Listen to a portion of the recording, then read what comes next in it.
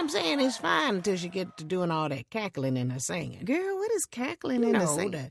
The billy goat. I don't like that. In 1997, childhood friends Marsha Ambrosius and Natalie Stewart formed the R&B duo Floetry. They signed to DreamWorks and released some classic hits like Getting Late and Say Yes. All you gotta do is say yes. They took the music world by storm with their fusion of soulful vocals, courtesy of Marsha, known as the songstress, and emceeing from Natalie, known as the flow assist. Yeah, they were just making up words. But after releasing just 2 studio albums, it all came crashing down. The duo's messy breakup shocked a lot of people, especially since the duo had done so much to advance Black British talent in the U.S. music industry. This is a story about Marsha getting passed around the entire city of Philadelphia. Fix it, Jesus. A toxic romance and some scandalous voice messages.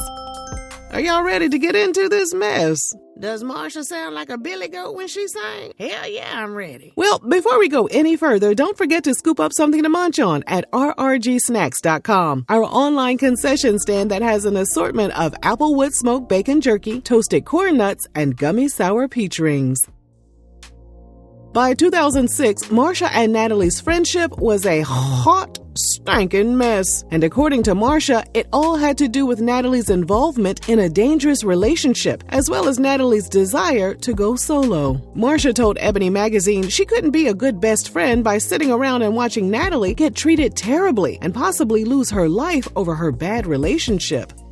They performed their last show in the UK in December 2006, and Natalie's boyfriend was in attendance. Marsha told Ebony magazine that she spent time in the bathroom crying, feeling heartbroken over seeing her friend physically and emotionally deteriorate.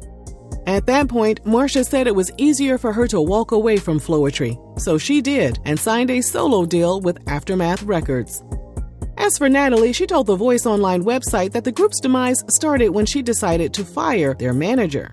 The manager in question wanted them to cross over and do something different, while Natalie wanted to keep the integrity and essence of Floetry. Although Natalie insisted there was no bad blood between her and Marsha, Marsha still cut her off immediately after Floetry disbanded. Now beat it, Ashy. Natalie released 3 solo albums, collaborated with other artists, and got married to her longtime partner, Nolan Weeks. Natalie told Young Voices website, "With him, I was able to come home and heal from the experience of being in the States and of Marsha leaving the group. Our marriage helped me so much to deal with that, and he is so important to me." We're unsure if Nolan is the man that Marsha claimed was mistreating Natalie. In 2012, ahead of dropping new music, Natalie issued a messy press release. She wrote, "Marsha left Floetry after so much joint success and foundation building to join Aftermath Records with no assurance of an album release." Natalie went on to say that Marsha held Floetry ransom for her own selfish gains. Natalie added, "This, to me, is the perfect example of someone selling out or selling their soul." And then Natalie told Young Voices she wasn't upset about Marsha going solo. However, she was hurt by what she described as the lies that came out of Marsha's mouth following the group's demise. Natalie also accused Marsha and her team of attempting to destroy her career. Natalie said, "It was heartbreaking for me to see my friend go along with the ideas of her PR and management, who wanted to jeopardize and blacklist me, which is what they did. They blacklisted me because I fired the man who used to be our manager, and he very much wanted to make sure that he was able to say that old American cliche of 'you'll never work here again.'" With Natalie out of the picture, Amanda Seales joined Marsha to keep Floetry alive. That sounds like a great idea.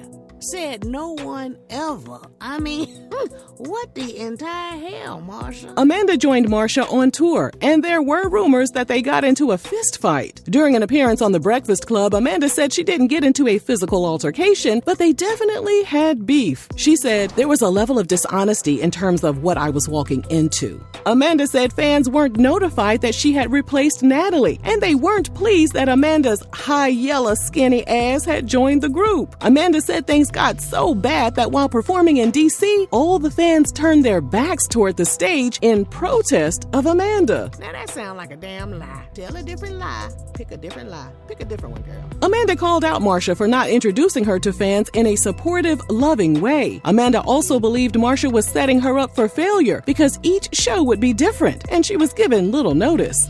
So you get somebody, allegedly like Marsha with Amanda, I can see why, the wrong kind of sparks could fly. Amanda was eventually told to get to stepping. And in 2014, while Marsha was on tour, Natalie reached out to Marsha's manager and asked if they could get Floetry back together. They met in a London cafe that December and talked things out. They never discussed Natalie's toxic relationship, and instead they came back together as sisters. Afterward, she invited Natalie to join her on stage, and Floetry fans ate it up. From there, they decided to do a reunion tour, which kicked off in 2015. But as soon as they hit the road, they faced some major issues. This is finna be messy, ain't it? I know it is. To start, Natalie hired a manager who just so happened to be a man Marsha was banging at one point. That sounds fun as hell. Marsha had gotten pregnant by the man, but sadly, she had a miscarriage. Marsha claimed Natalie knew all this before hiring him as her manager, so Marsha couldn't understand why Natalie still decided to work with him.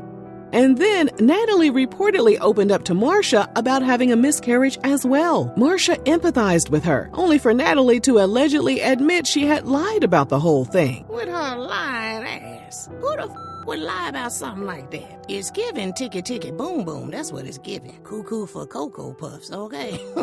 Since she and Natalie had been apart for so long, they traveled separately on the reunion tour. While Natalie was focused on giving their fans an amazing performance, Marsha had her eyes on some dang-a-lang. Lord, here we go. Here we go. Marsha met a man named Des Billups, who was working on the tour as a roadie. She told ABC Radio after noticing his swag, she approached him and asked him out on a date. Ding, ding, ding, ding. Now, that's a red-ass flag. That is a red flag. Any of y'all bitches out there thinking about stepping to a man and asking him for a date, hear my voice in your head. Get your ass somewhere and sit down. Now, that ought to stop that.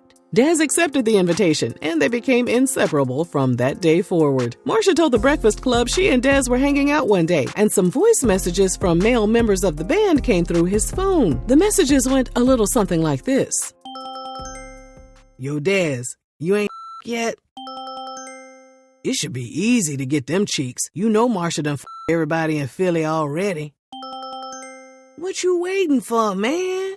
You gonna hit or not? Marsha told Des to allow the voice messages to continue to play because, as a former athlete, she wasn't bothered by the locker room talk and chalked it up to boys being boys. But then another voice message came through, and it was Natalie co-signing and agreeing with the other men that it was time for Des to blow Marsha's back out. And that's when Marsha had to pump the brakes.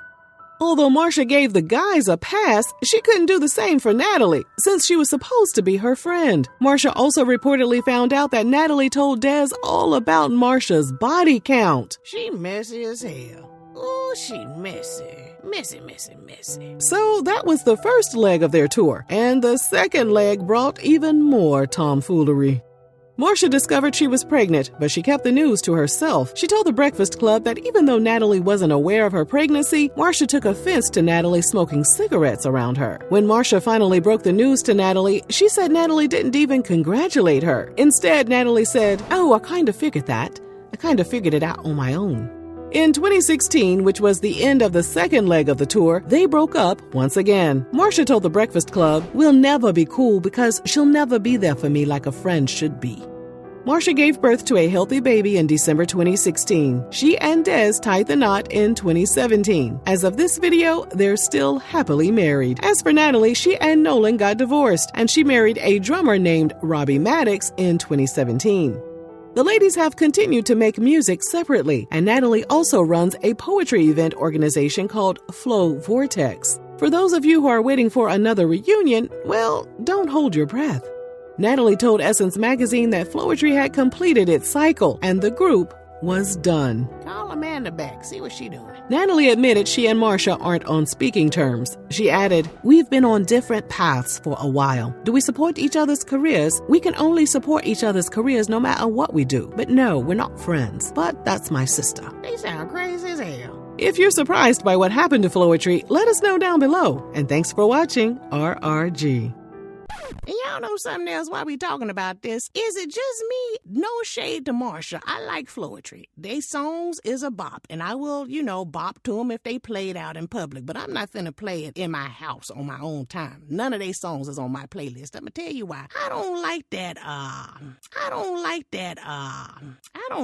what you call it, that singing that Marsha do, that.